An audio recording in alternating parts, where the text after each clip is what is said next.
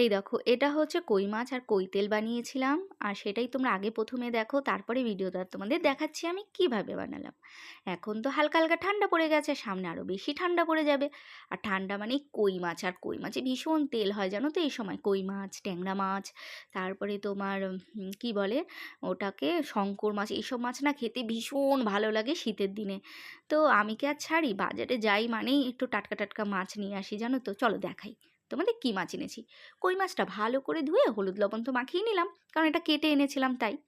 আর এখানে নিয়ে এসেছিলাম ল্যাঠা মাছ, এটা খাবো নাড়াচাড়া, এটা আমি নিজেই কেটে নেব সুন্দর করে, কারণ 50 মিনিট দাঁড়িয়ে তারপরে কই মাছ কাটিয়েছিলাম। আর এতক্ষণ যদি দাঁড়াই রান্না কখন করব বলো তো। আর এদিকে চিংড়ি মাছ নিয়ে এসেছিলাম, চিংড়িটাও খুব সুন্দর ছিল, পেছনে শিরা ছিল না, তাই আমার বাঁচতে অত কঠিন মনে হবে না। রান্না করবো আর সুন্দর করে টেস্ট টেস্ট করে খাবো। তো চলো আগে এবার কই মাছটা সুন্দর করে ভেজে নিই। জানো জানো, কই মাছ ভাজতে গিয়ে আমার যা ভয় লাগছিল, আমি তো দূরে দূরে পালাচ্ছিলাম। আর কেন কি কখন ফোটে কি জানি, কোনো মাছের না ঠিক থাকে না, কখন জানি না কি যে শিং মাছ ফাটে, তাও ফেটেছে জানো। ফেটে তো চলো আমি তোমাকে দেখাচ্ছি আমার হাতটার কি অবস্থা হয়েছে জানো। তো এই দেখো, ফুলকপির পাতাটা সুন্দর করে লবণ দিয়ে জলে একটু ভাপিয়ে নিলাম, কারণ কি একটুখানি আজকে ফুলকপি পাতা বাটা খাবো, ইচ্ছা করছে খুব জানো তো। এদিকে দেখালাম যে রসুনটা আমি ছুলে রেখেছি। আর এদিকে তো ল্যাঠা মাছ, চিংড়ি মাছ, এই যে ফুলকপি, সমস্ত কিছু তো রইলই।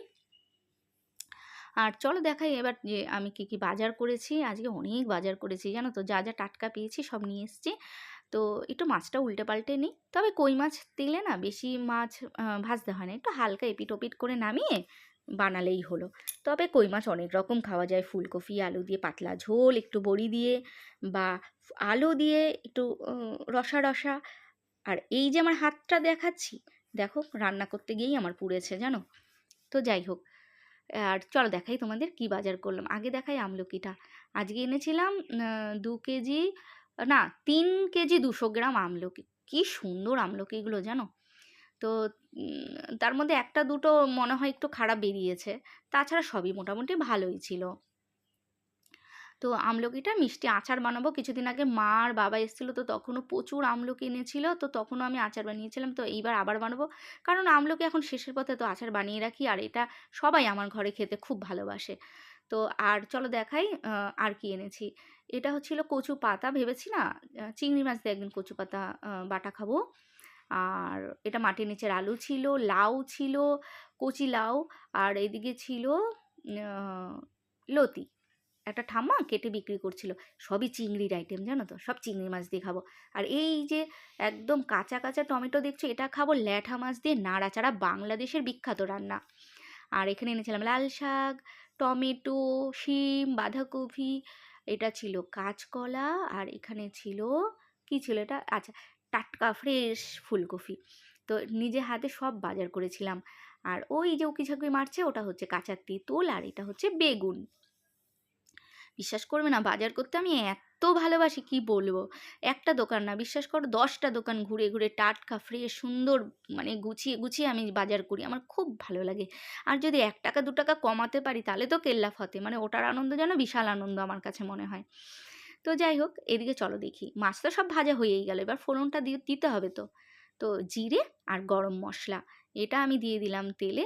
এইবার হচ্ছে মশলার মধ্যে আদা বাটা, জিরে বাটা, আর হচ্ছে টমেটো, এইগুলো একটু জলের সাথে মিশিয়ে এবার ফোড়নের ওপরে দিয়ে দেব। তবে হ্যাঁ, আজকে যে কই মাছের তেলটা আমি বানিয়েছি, এটা আমার দিদির আমাকে বলে দিয়েছিল। আমার দিদিকে আমি ফোন করলাম যে দিদি তুই বল, আমি আজকে কই মাছটা মানে বানাবো, তেলটা কিভাবে বানাবো। তো দিদি আমায় হেল্প করলো, বলে দিল সব। তো তার জন্য আমি বানালাম। আমার দিদির হাতের রান্না তো অসাধারণ টেস্ট। আমি অতটাও ভালো পারি না, তবে চেষ্টা করছি। আর এদিকে হচ্ছে হলুদ লঙ্কার গুঁড়ো দিতে হবে। চলো দেখাই আমার মশলাপাতির অবস্থা, দেখো এখানে থাকে লঙ্কার গুঁড়োর ডিপার্টমেন্ট, আর তেজপাতা, শুকনো লঙ্কা, তেল নিচের ডিপার্টমেন্ট, আর উপরে সব মশলাপাতির ডিপার্টমেন্ট। তো এই দেখো, দিয়ে দিলাম আমি লঙ্কা গুঁড়ো, দিয়ে দিলাম আমি হলুদ গুঁড়ো, দিয়ে এবার একটু কষানোর পালা। তবে কষানোর সময় না কখনোই গ্যাস বাড়াবে না, একটু কমিয়েই রাখবে, কমালে সুন্দর আস্তে আস্তে পোড়াও লাগে না, সুন্দর হয়ে যায় জানো তো। আর এইদিকে একটা কাণ্ড দেখবে, ফুলকপি আলুটা ভাপাতে বসিয়েছি, আর 1 গ্লাস জল মাঝখানে দিয়ে দিয়েছি মাছের দেবো বলে। এক কাজে 2 কাজ করেছি, গ্যাস বাঁচালাম। কি বুদ্ধি আমার, তাই না? তো এবার হচ্ছে আমি সুন্দর করে কষাচ্ছিলাম। কষানোর সময় না একটা খুব সুন্দর ফ্লেভার আসছিল, আর মনে হচ্ছিল না আজকে মাছটা ভালোই হবে। সবচেয়ে বড় কথা কি জানো, এত কষ্ট করে যখন বাজার করি, এত কষ্ট করে যখন রান্না করি, যখন সবাই খায় আর ভালো বলে, তখন যেন আমার কষ্টটা সার্থক লাগে।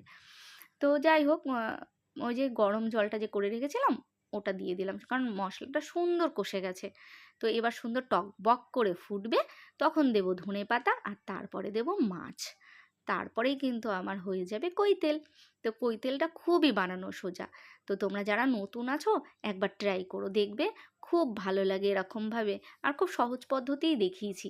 এই জানো তো, কই মাছগুলোর মধ্যে না ডিম হয়েছিল, খাওয়ার সময় দেখেছি। এত আনন্দ হচ্ছিল, তবে দুটো একটার মধ্যে ডিম ছিল না, বাকিগুলোর মধ্যে ডিম ছিল। খুব আনন্দ লাগছিল যে ডিমগুলো যখন দেখছিলাম যে ডিম রয়েছে মাছে, তার যেন একটা আলাদা এক্সট্রা আনন্দ পাওয়া যায় মাছে ডিম থাকলে। আমি মাছের ডিম ভীষণ ভালো খাই। তোমরা কে কেমন খাও অবশ্যই আমায় কমেন্ট করে জানাবে। আমার মতন কি তোমরাও মাছের ডিম ভালোবাসো?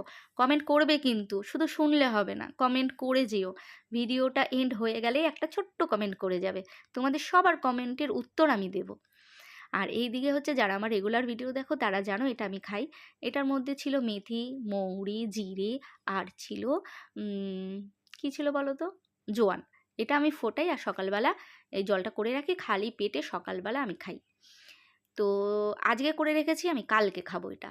আর এদিকে দেখো টকবক করে ফুটছে, মনে হয় যেন কাঠের জালে মাছ হচ্ছে, তাই না? তো মাছটা এবার নামিয়ে দেব।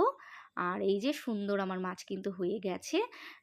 কি বলো তো, এরকমভাবে মাছ করলে গরম গরম ভাতে খুব ভালো লাগে। তবে মাছটা একটুখানি আর একটু টানাবো, আর একটু টানালে ভালো লাগবে, এতটা ঝোল রাখবো না।